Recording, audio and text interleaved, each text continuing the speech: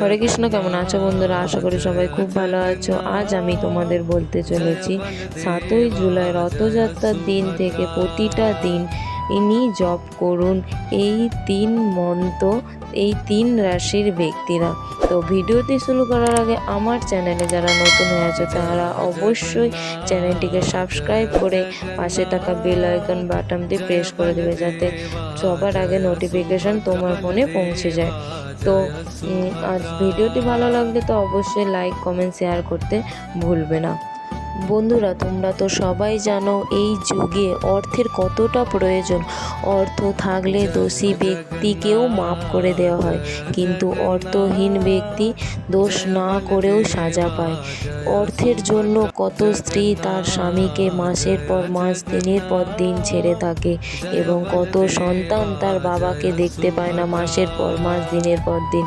তাই অর্থহীন ব্যক্তিরা ভগবানের শরণাপন্ন হয়ে ভগবানকে স্মরণ করুন, তিনিই রক্ষা করবেন। তাহলে আপনার যদি এই 3 রাশির মধ্যে একটি রাশি আপনার হয়ে থাকে, তাহলে প্রতিদিন জপ করুন এই মন্ত্র এবং অর্থবান এবং ভগবানের কৃপা পেয়ে বিপদ থেকে মুক্ত হন।